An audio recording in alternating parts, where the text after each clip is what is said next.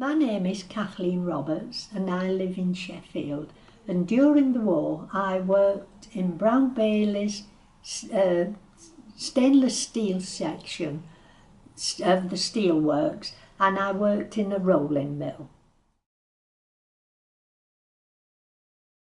We were recruited actually. Women, even if they were married but they'd no family, they were classed as single women. So you were given three choices. You either went into the army, you went into the land army, or the steelworks. You had a choice, and that was it. If there are a lot of married ladies with children came to work, because when their husbands were called up and they got a home and children to keep, they couldn't manage on the force's pay, the husband's pay, which was quite poor. So they had to come out to work, and no matter how many children they had, they were delegated to various members of the family while mum went to work. And they worked the long hours, the same as we that hadn't any children. I worked in the stainless steel section of Brown Bayley's, and they rolled steel and cut steel.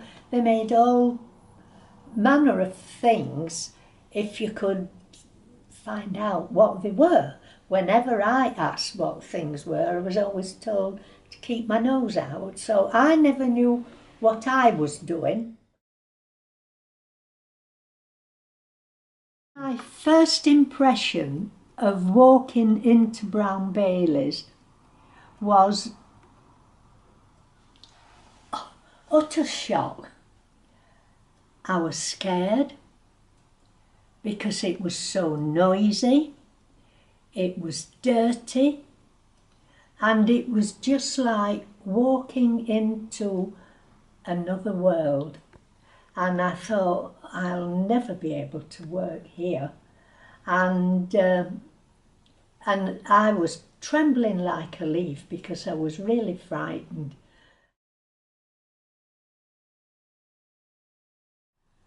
I worked till 5 o'clock that day because they kept me. When I went from the labour exchange, I didn't go home.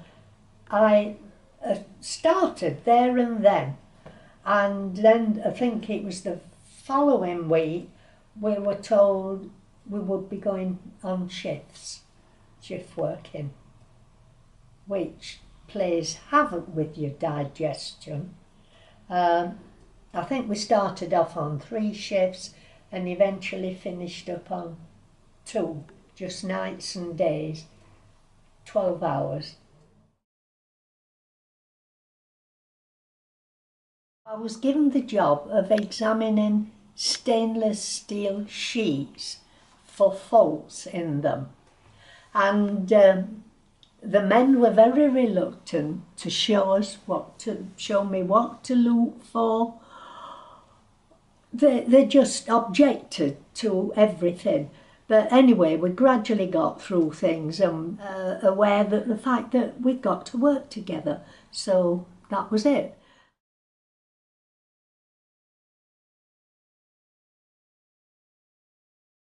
I did try to join the Wrens at one bit when I'd not been in Brown Bayley's very long, and I thought anything will be better than this job.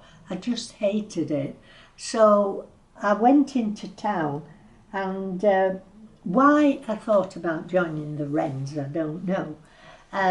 But when they knew what I was doing, they said, no, you can do more good in the job you're doing than you could here. So they wouldn't have me. So I thought, well, it's no good trying the Army or the Air Force. I'm going to get the same answer from them. So I thought, well, you've got to go back and stick it out, Kathleen, and that's it. And that's what I did. I stayed examining sheets for quite some time. then eventually I was moved on to another department where they were cutting steel into about 1/2-inch strips, and I stayed on this cutting machine for a while, and then my boss asked me if I'd move to the rolling mill department, and I'd never been in there, and it was a department you couldn't go into without permission, and I I went into there, and I finished up staying there right until 1945. There were 2 mills in this particular room, and it was what they called strip rolling mill. The coils were about 7 inches wide, and I was put to with this man who taught me a lot. He was a nice chap. He suffered ill health, but he taught me, and he had the patience of Job with me, and he taught me how we could strip this machine down and clean it and put it back together again, and which I loved doing. I thoroughly enjoyed taking it to pieces and putting it back together again, and learning about all the different tools and that we had to use during that time, and measuring things were perfect. And we were told we must keep the machines going because the work was so desperately needed, and we could not, once we got a coil working in this mill, we could not stop it until it had finished, that it had gone through the whole process. So if the sirens went, we could not stop the machine. We had to keep them going. And engineers were very short on the ground at the time. They'd taken all the best and the young ones, so we were left with the elderly engineers, and they were very scarce. There were 2 sections of Brown Baileys, the stainless steel section and the other heavy section, which they had furnaces and things like that. Well, the engineers that we had were spread around both the Brown Baileys, and so it was just awkward if a machine did break down and you didn't know how to repair it or get it going until a qualified engineer came along to have a look. And fortunately, the man I worked with taught me so well that the machine I was on never broke down. We were always able to keep it going. We helped out occasionally on the other mill that did break down occasionally, and we used to go and give a hand on there when that happened.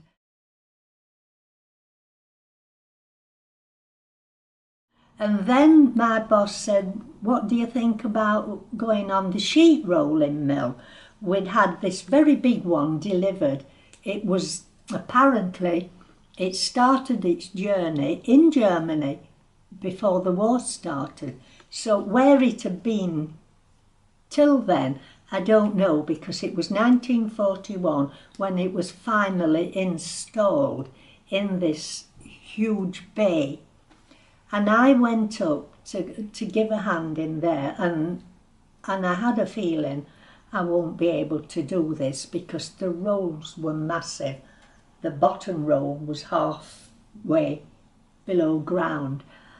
And but anyway, and they were big sheets that were going in, but that job proved too much for a woman to cope with. It was too heavy a job, and but I was there when they were fitting the rolls in, and I really enjoyed watching them put this machine together and get it going.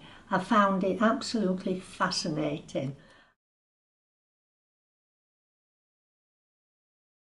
There were many jobs that the women did. Just outside my bay, there were 5 women working. They were grinders. That was a job I would not have liked. That was a really heavy, tough job. They had big billets of steel and they had to grind them down to whatever was required. They wore thick glasses and covered in rubber, and they were allowed a pint of milk in the morning and a pint of milk in the afternoon, and it couldn't have been a healthy job. There were sparks flying everywhere, and they were open to the elements in the winter. There were only 3 sides and one side was open. Snow used to drift in, and there were 5. They had to be big, strong women to be able to do that job, but they did.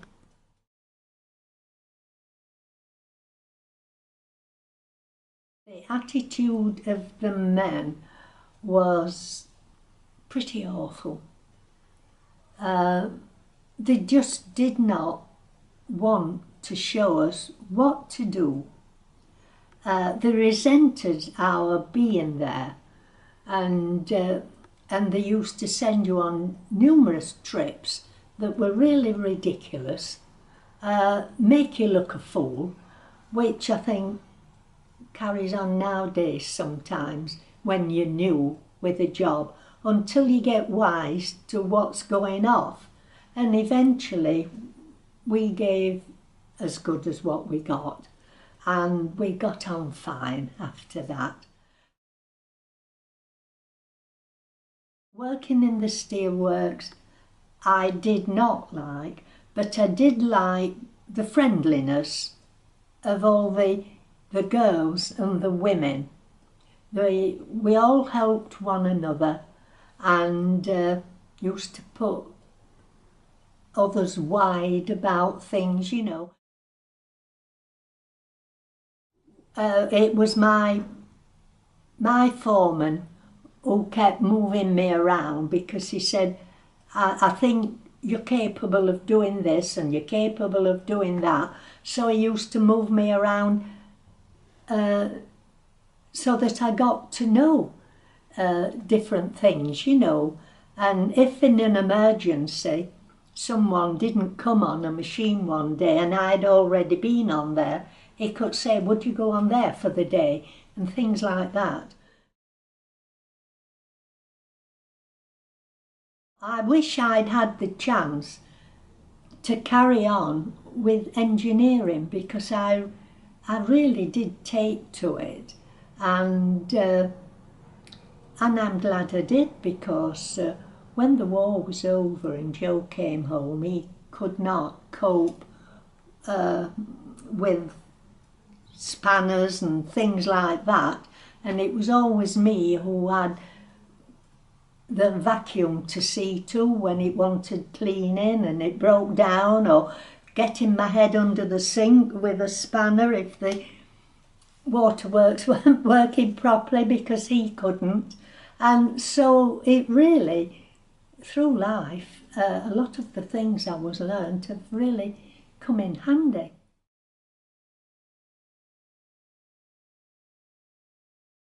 When the time came, as the men began drifting back to work in 1945, it was on a Friday, and your wage packet was brought round from the office, and it was only when you opened your pay packet that you found your notice that you were no longer required. That's how we got to know.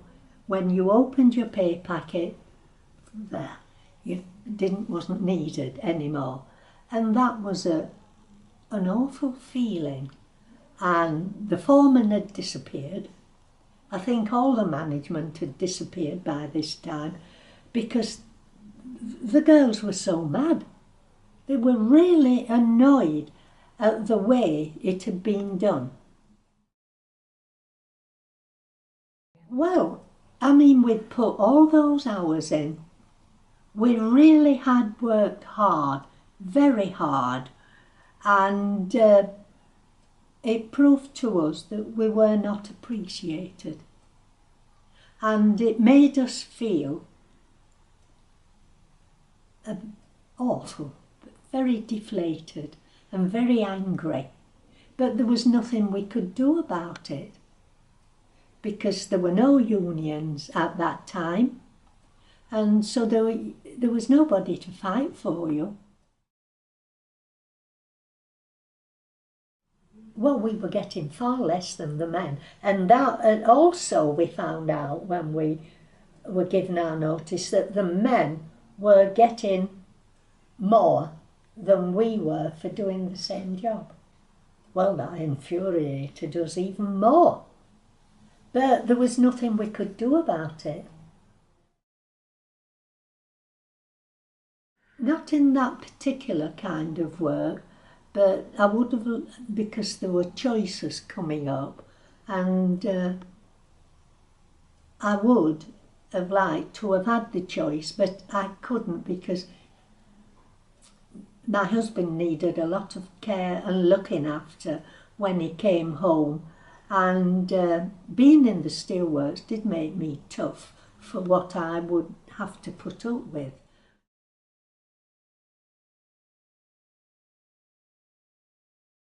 I think they read a lot about us in the paper, and they sent the four of us letters saying that this would happen, and they had one or two dinners.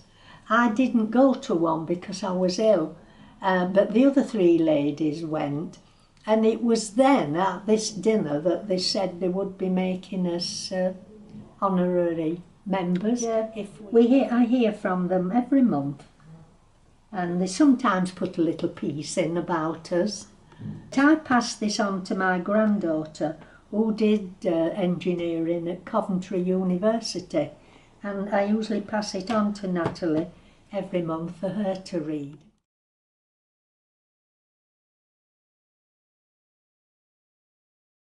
Well, to the girls and who are thinking about going into engineering, because now there are so many avenues of engineering that you can go down. I mean, once upon a time it was like similar to a car mechanic, you know, that type of thing. But now the world is their oyster. Natalie took this and she has a wonderful job.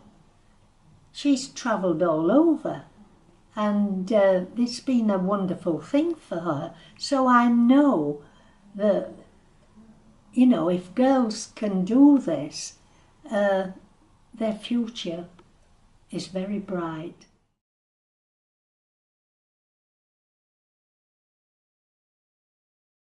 Play the piano. Yeah, because I had piano lessons. And that's what I thought I wanted to do.